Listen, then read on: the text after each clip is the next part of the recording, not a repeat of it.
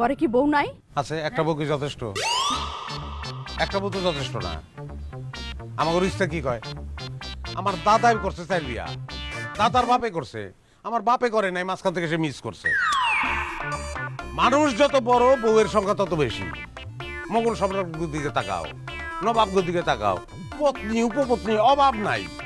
ছোট লোকের থাকবো একটা বউ, বড় লোকের একটা বউ থাকবো কেন?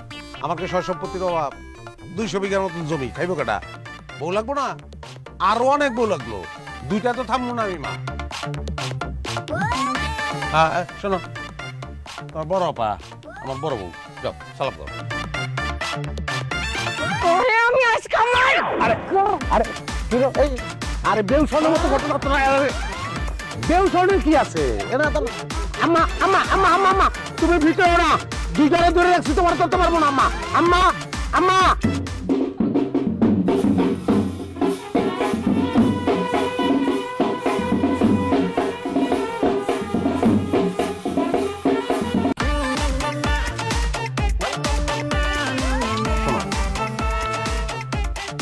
জীবনটারে এত সিরিয়াসলি নেওয়ার কিছু নাই। মানে জীবনটাকে সিরিয়াসলি নিতে নাই, ম্যান ইজ মর্টাল, মানুষ মরে যাব, তুমি তো এই দুনিয়াতে থাকবা না। তাহলে এই দুনিয়া নিয়ে, এই দুনিয়ার জীবন নিয়ে তুমি এত চিন্তা করবা কেন?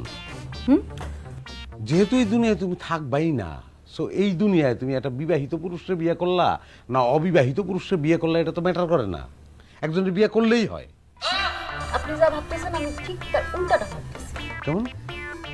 মানুষের জীবন তো একটাই, আমি তো আরেকটা জীবন পাবো না। একটা বিবাহিত পুরুষকে আমি কেন বিয়ে করব, তার সাথে কেন সংসার করব? আমি তো আরেক জীবনে একটা অবিবাহিত পুরুষকে বিয়ে করতে পারবো না, তাই না? কোথায় যুক্তি আছে? কিন্তু বিবাহিত পুরুষ তো অভিজ্ঞ, বিবাহ করছে, বিবাহের ব্যাপারে তার অভিজ্ঞ আছে। তো সব জায়গায় তো মানুষ অভিজ্ঞ লোককেই খোঁজে। যাই হোক, শোনো, কাছে আসবেন না আপনি। কথা বলতে হলে তো কাছে আসতেই হবে। তুমি তোমার অ্যাচিভমেন্টটা দেখতে পাইতেছো না, তুমি আমার বিয়ে করে কি পাইতেছো এটা তুমি দেখতেছো না, যে কারণে তুমি আগে বেরোছো। 200 বিঘা জমির মালিক আমি, 100 বিঘা তোমারে দিয়ে দেবো।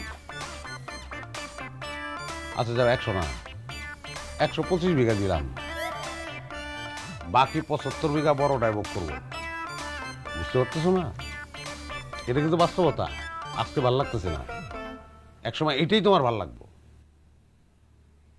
আর মনে করো তুমি যদি একটা হ্যান্ডসাম ফকির নিয়ে বিয়ে করতা, তাহলে কি হতো?